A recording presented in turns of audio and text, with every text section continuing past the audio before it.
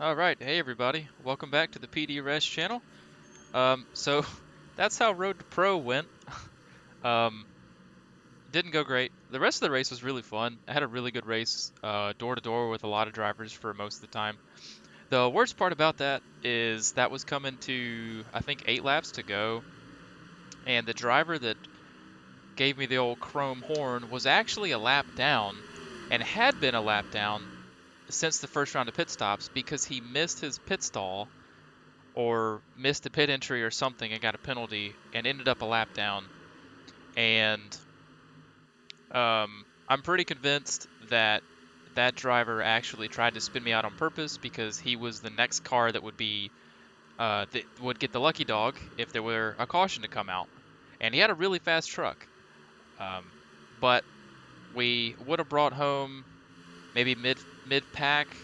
We were ninth split, so we weren't crazy fast or anything like that. But I could have brought home maybe a top 10, which I would have been really, really happy for my first ever Road to Pro race of any kind. But unfortunately, we ended up finishing 20th.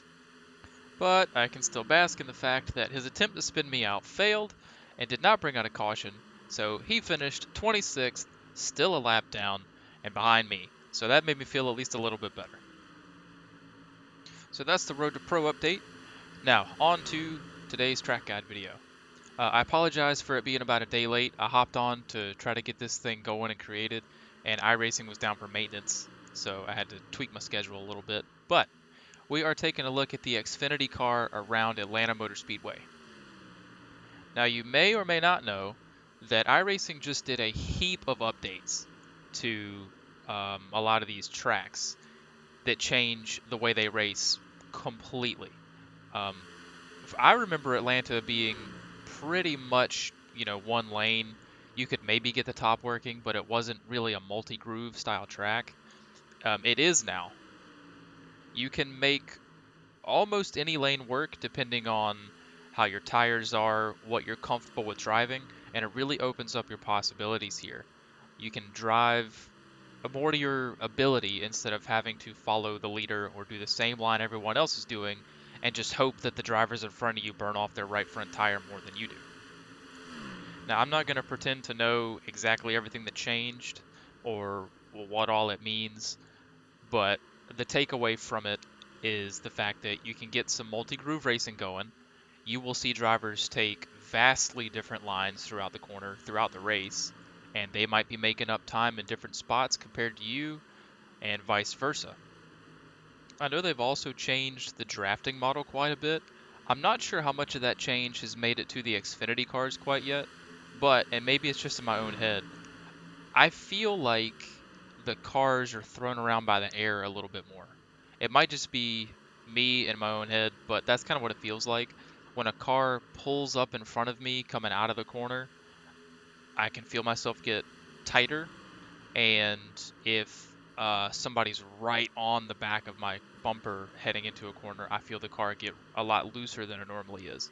Again, maybe that's just in my head, but that's what I've kind of noticed here. Maybe that has something to do with the new way they're doing the grip at some of these tracks. So now we need to take a look at the track map. So Atlanta has 24 degrees of banking and is pretty wide, but the surface is also extremely worn out, so it's pretty sketchy and doesn't have a whole lot of grip. So taking a look at turn 1, or coming out of that front stretch where the little kink is, if you head down into turn 1, you can see that you've got a pretty wide arc to get down into the corner.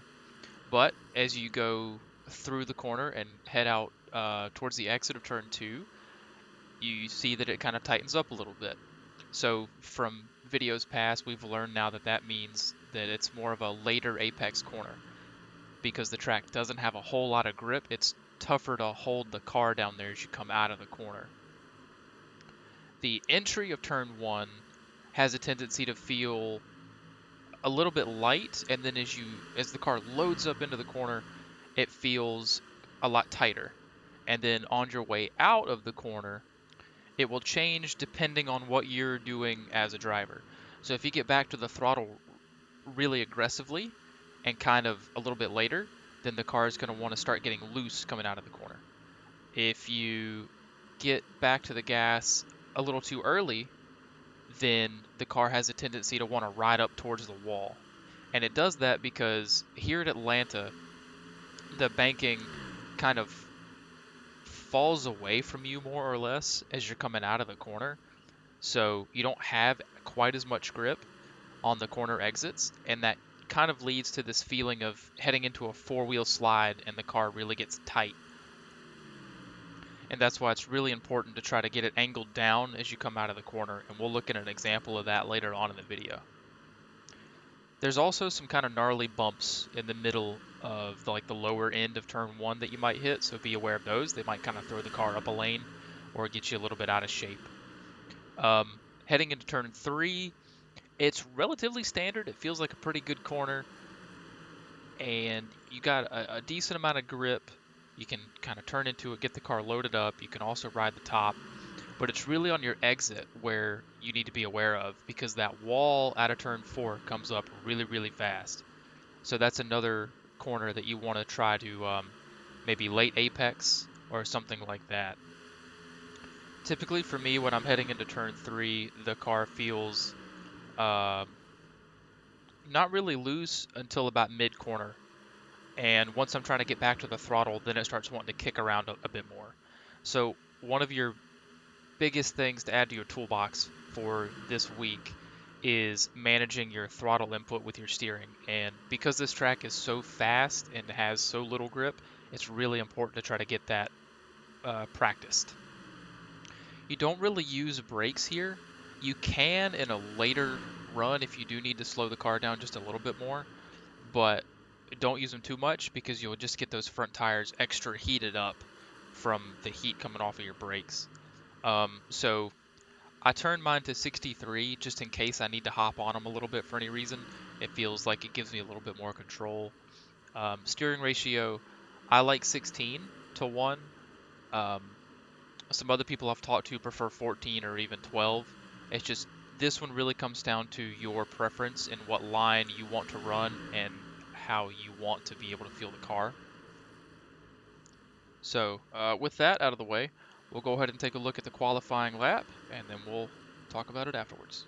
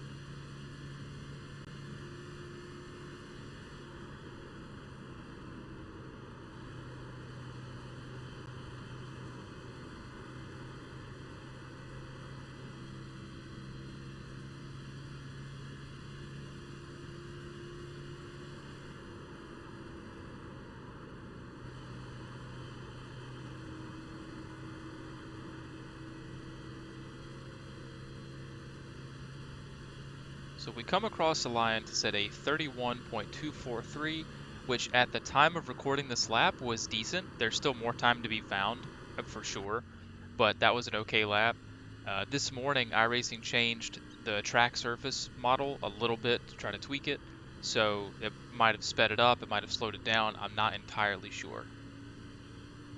But as we start our qualifying lap, you're going to want to hustle around the top side with as much momentum as you can and try to be aware of these seams here in the racetrack. So these seams, these darker lines you can see in the track there, that's where the asphalt comes together at, and crossing over those can really unsettle the car. You'll feel it um, either kind of jump the car loose, or hitting it at the wrong time might make the car not turn quite as well and kind of ride you up towards the wall. So at this track, your best bet is to try to pick one of these three obvious lanes if you can and stay in it. And try not to cross over those seams too much. Make sure you don't have the left or the right side tires sitting on that the whole corner, or else you might be kind of in trouble. So we've shot out of the corner, and we're gonna fire off towards the line, cutting the dog leg so we take some distance out of the lap. And here, pretty much looking for this Cup Series sign. We start our turn in and we come out of the throttle to maybe 30% throttle, and you want to let the nose of the car start settling into the turn and getting it turned down towards the white line. As you throttle back up, the car is going to want to spin around on you, so you can see we back out of the steering. And because the banking is also falling away from you at the same time, it's really easy to get the car in a four-wheel slide coming through there. This corner is kind of similar. You're going to come back out of the throttle, start your turn down, and try to get down to the bottom part of the track and uh, get back to the throttle, but again, not too aggressive. So we can see that we're not quite full throttle, and we're having to, right when we get full throttle, we have to back out of the steering because we've got the rear of the car rotating around pretty well.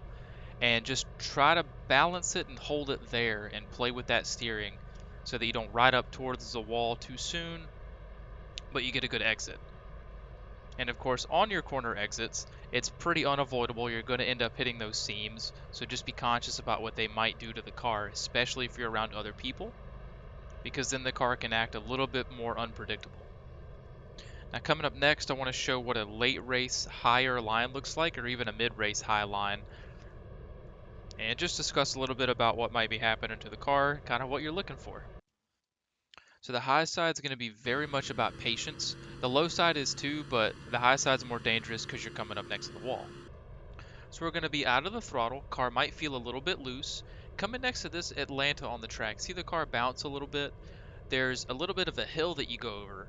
And once the car goes over that, it settles down into the track, and then you can start getting back into the throttle, and you feel like you got a bit more grip.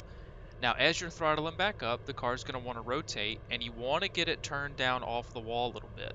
Like we discussed while we were looking at the track map, the exits of these corners, or of two, kind of closes in a little bit, and it's harder to run right next to the wall. So you turn the car down, and that lets you carry a bit more speed out and be safer off the wall. And we do a very similar thing here in turn 3 and 4, because coming into the dog leg, it kind of feels like it closes in, that wall comes up quick. So you want to enter kind of high and then cut lower as you come through the corner. Now I'm sure there's going to be some of you that are much better at running the wall than I am, and if you're more comfortable up there, like closer to the wall, and you can use the new the way that iRacing does the air, where you can kind of pack in air between the wall and the right side of the car. If you're really good at doing that, give it a shot and let me know how it works, because I'm not quite that good to be able to do that yet. So some closing final thoughts are: find a steering ratio that you are very comfortable with, something that you're consistent with as well, so that you can put the car where you want it, but you don't burn up your tires. There are some drivers that are relatively very fast with a 12-to-1 steering ratio. I tend to overturn the steering wheel, so I like to run the 16 or 14-to-1.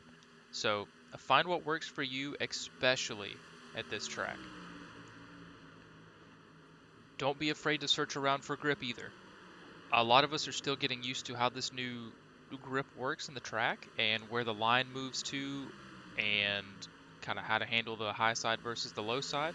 So don't be afraid to search around and see what you can find. Most often, the lower line is going to be harder on your right front tire, and the higher line is going to make the car a bit looser and put a little bit more pressure on that right rear. So that's something to think about as well. If one line gets uncomfortable, try the other, or maybe try half a lane up or down and see what you can find. And track seams. Be aware of them. It's okay to pass over them when you're entering or exiting the corner, but try not to just sit right on them all the way through the corner, as that might make it a lot harder to get around the track. That is going to be it for today's guide. Thanks again for watching. Thanks for being here through the whole video. I really appreciate it. If you learned something useful, then hopefully you stick around for some more videos. And we'll have another Road to Pro update coming. That race will be on March 18th. So I'm going to date the video here, but that race will be coming up, and we'll see what happens on that one. Kind of looking forward to it. And good luck with your races this week. I hope you learned some more tricks for the track that you can use in this coming week and further on.